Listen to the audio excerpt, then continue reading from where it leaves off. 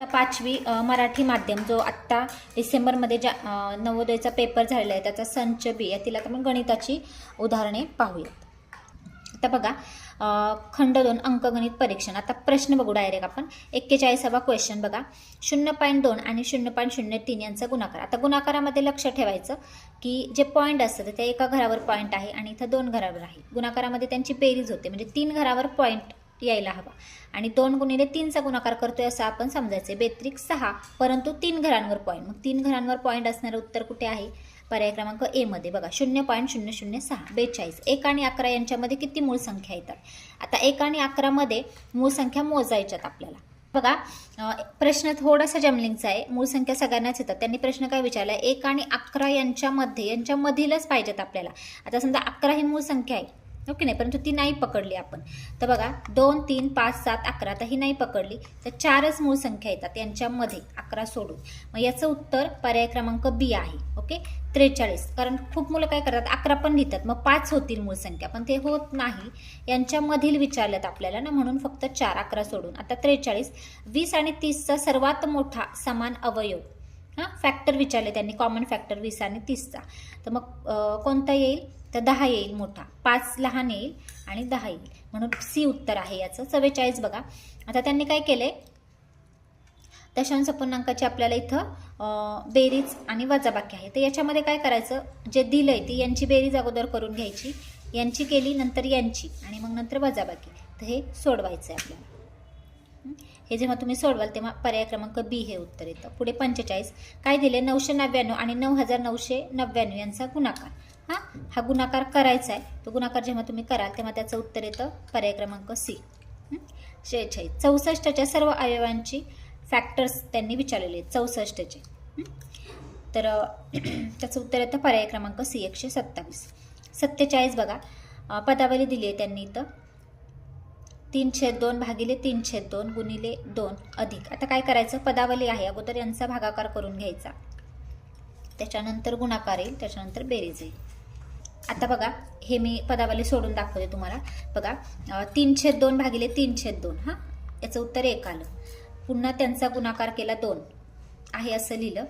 बे 1 बे 2 अधिक 3/2. मग आता यांचं हे सोडवायचं. मग हे कसं सोडवायचं?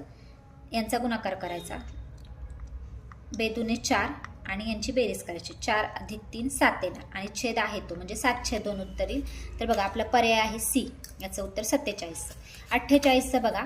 त्यांनी काय दिलंय? 100 सेंटीमीटर वर्ग याला मीटर वर्ग मीटरमध्ये परावर्तित केल्यानंतर काय मिळेल?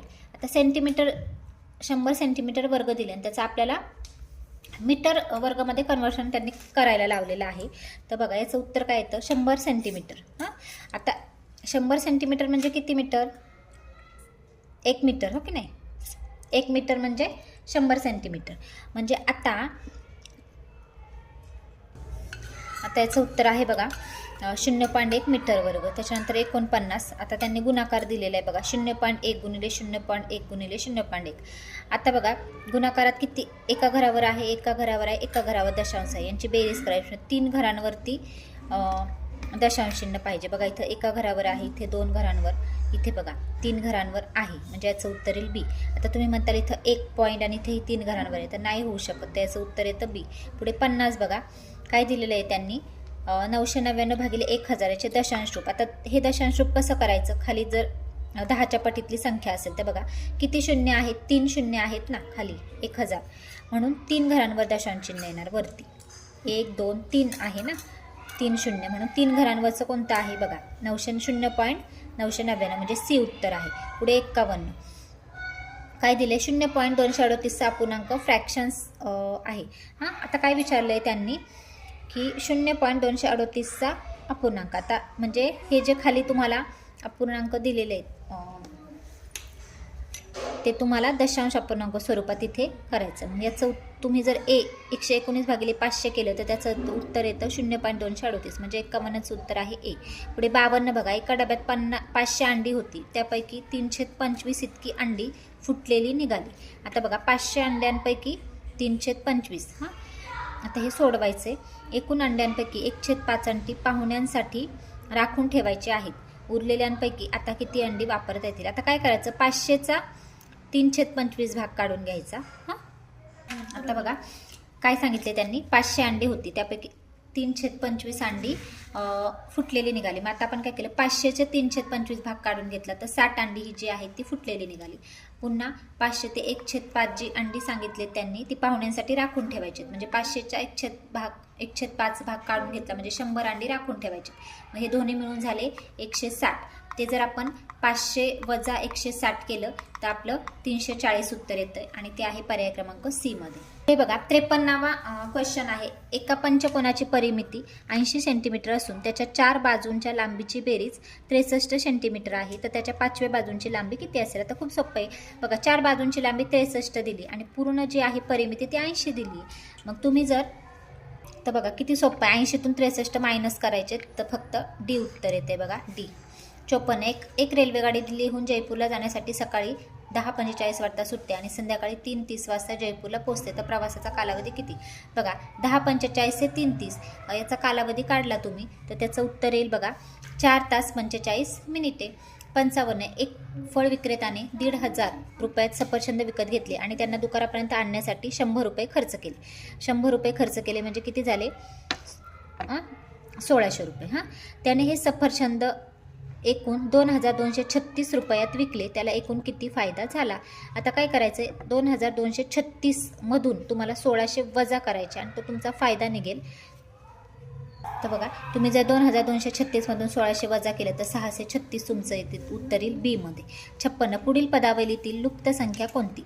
आता काय करायचं आहे, त्यांनी काय केलं आहे बघा, 58,394 वजा 86 हां, आणि पुढे दिलेलं आहे बरोबर गुणिले 86, म्हणजे हे जे उत्तर आहे बरोबर इकडे तेच उत्तर आलं पाहिजे.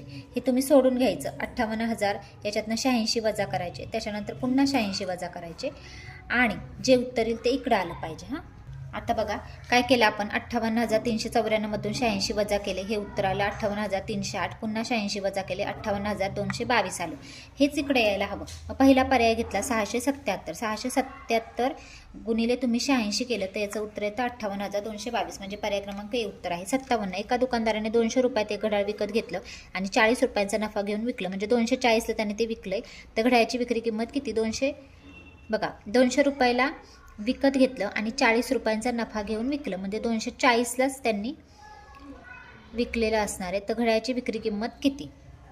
तर याच्यामध्ये बघा सी उत्तर येईल 240. 58चं बघूया.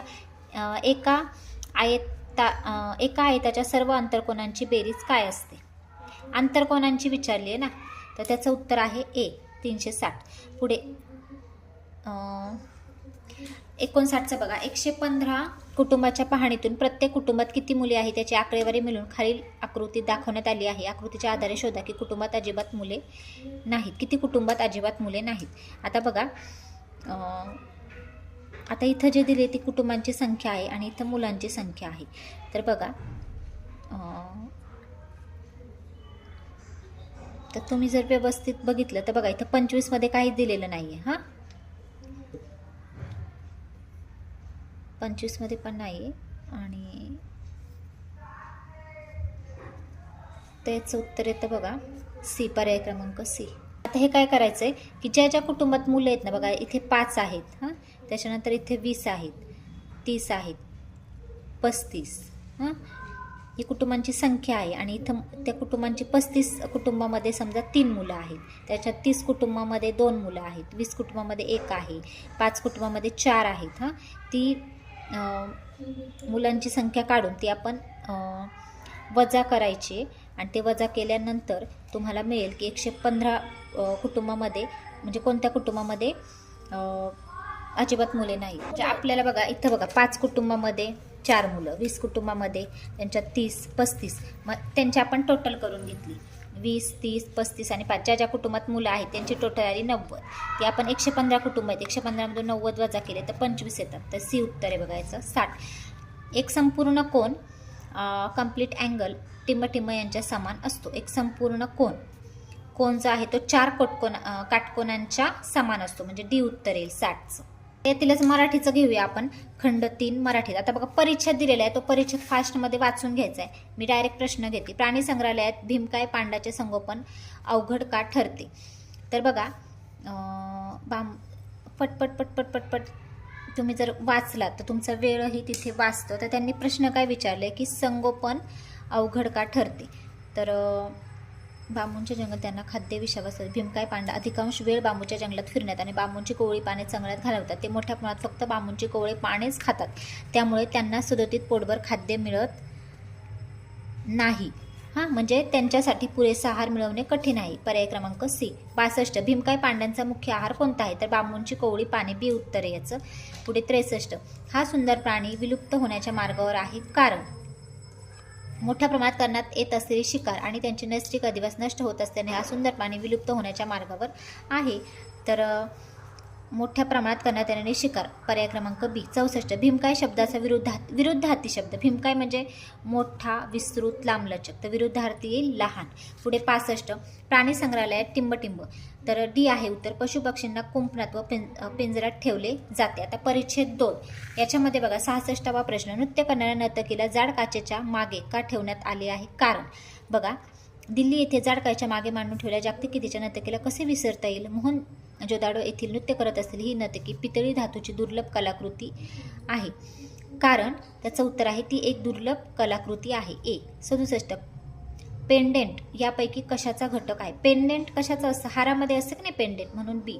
68 विधान 1 आणि 2 वाचा आणि योग्य पर्याय निवडा. बघा तिच्या बांगड्या शिंपले किंवा पातळ धातूंपासून तयार केलेले आहेत. आता बघा तिच्या डाव्या हाताच्या कोपऱ्या बोटापर्यंत शिंपले, हस्तिदंत आणि पातळ धातूच्या अनेक बांगड्या आहेत. बघा बरोबर आहे ए. त्याच्यानंतर ए सत्य आहे. दुसरं बघूया. तिने हस्तिदंताचा हार घातला आहे. आधुनिक कलेचा नमुना एक पेंडेंटचा हार आणि आधुनिक कलेचा नमुना एकत्र 3 पेंडेंटचा हार. आता बघा हस्तिदंताचा हार नाही, त्यांनी पेंडेंटचा हार म्हटलाय, म्हणून बी चुकीचं होतं. म्हणजे पर्याय क्रमांक ए उत्तर आहे. बघा 1 सत्य आणि 2 असत्य. पुढे 69 निडर शब्दाचा समानार्थी नसलेला शब्द. निडरचा समानार्थी नसलेला विचारले त्यांनी. निडर म्हणजे धाडसी, शूर, पराक्रमी. म्हणजे नसलेला येईल बित्रा. पर्याय क्रमांक ए. 70 उत्तरातील कलाकृती या शब्दाचा अर्थ. कलाकृती म्हणजे काय की माणसाने तयार केलेले कलात्मक नमुने. म्हणजे बी. पर्याय क्रमांक बी आहे 70चं उत्तर. आता पुढे परिच्छेद 3 आहे. बघा याच्यामधला मी 71वा प्रश्न घेते. सोनम टिंबटिंब सोबत दुकानात गेली होती. सोनम दुकानात आणून ठेवलेल्या नव्या सायकलीकडे लक्ष देऊन बघत होती. नवी कोरी चकचकीत लाल सायकल पाहून ती चकित झाली होती. तिच्या वडिलांनी तिला सायकलकडे टक लावताना पाहिले आणि म्हणाले. तर वडिलांनी पाहिलं म्हणजे वडील. कोणासोबत गेली होती. वडिलांसोबत. बी. 72 बघा सोनमने दुकानात चकचकीत टिंबटिंब सायकल. तर बघा लाल चकचकीत लाल सायकल. पर्याय क्रमांक ए. 73 सोनमच्या आईबाबांनी या कारणास्तव तिला नवीन सायकल दिली. तर बघा नवीन. आता बघा सोनमने सायकल शेवटचे पाहिले वडिलांच्या मागोमागणे. रात्री झोपताना ती चटकदार लाल सायकल विचार करत होती. दुसऱ्या दिवशी शाळेत ती सवंगड्यासोबत याच विचार गप्पा मारत होती. नवी कोरी सायकल बघितली. तिला खूप आनंद झाला. ती तुझ्या वाढदिवसाची भेट. म्हणजे वाढदिवसाची भेट म्हणून. 73चं ए. सोनमने कशा प्रकारे आनंद व्यक्त केला. तर सोनम खुश झाली आणि आईबाबांना बिलगली. तर आईबाबांना बिलगून. ए.